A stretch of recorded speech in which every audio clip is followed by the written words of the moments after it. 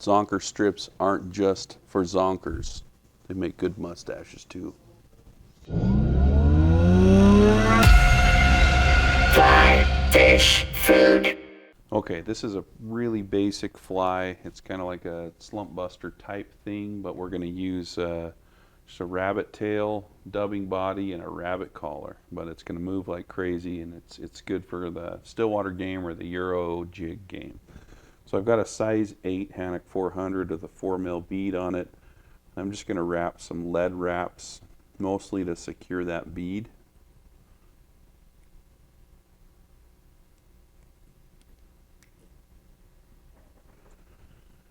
And I'll just take some olive thread or whatever color you want to show up as a hot spot. Tie that down. And instead of using the whole hide on the zonker, I'm just going to cut some fibers off. So I've moistened the rabbit a little bit. I'm going to pull out the guard hairs. As you can see, you can usually get the guard hairs out just with one little tug there. And I'll tie in the tail kind of a little bit longer than the rest of the body. Just like that.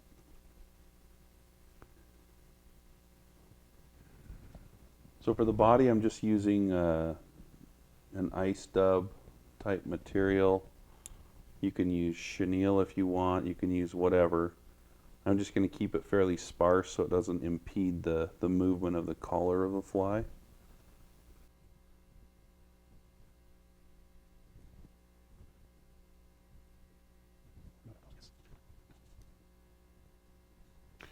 So I've moistened a little bit of the rabbit off the strip. And I'm going to pull it kind of to a 90-degree angle off of the leather. It's easier said than done, but I'm holding it all in one hand. And I'm just going to take this clamp. So I've got the rabbit clamped down, and then I'm going to pull it to length. So I'm going to pull it about right there. I don't want this collar to be super long. So once I have that pulled to length, I'll trim it. So there I've got my rabbit collar ready to go. So I'll make a dubbing loop at least big enough to fit the whole clamp in it.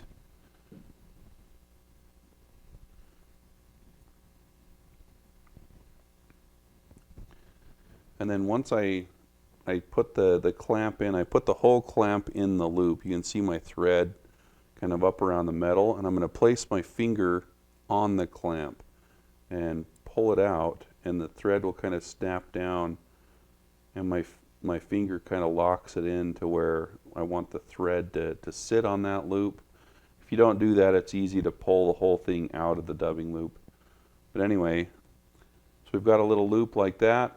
You can adjust it by pushing the loop or pushing the fibers a little bit further into the loop, so you can reduce the length of the butt ends, but that's going to look just fine. And we'll twist it up.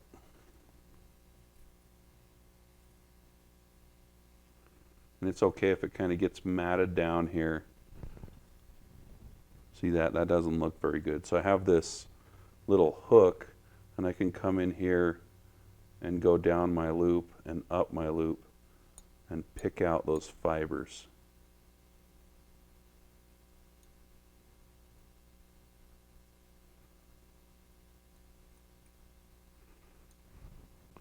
All right, so now we've got a really nice loop that's going to be super durable. And before I wrap this, I'm going to pull those fibers all to one side.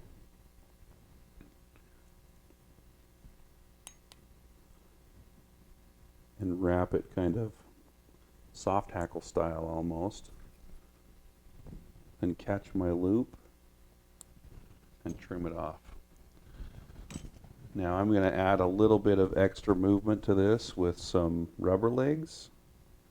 So I have some little micro barred rubber legs, and I'm going to tie in 2 legs on one side of the head and then pull those over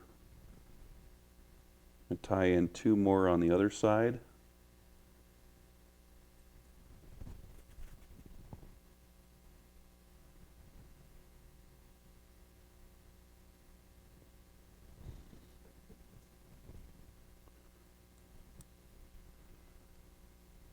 And we'll trim those about halfway down the tail, just like that. And put a little bit of a hot spot on there. So we're going to use some, just like shrimp pink or hot orange, ice dub or spectra dub, and put that right behind the bead.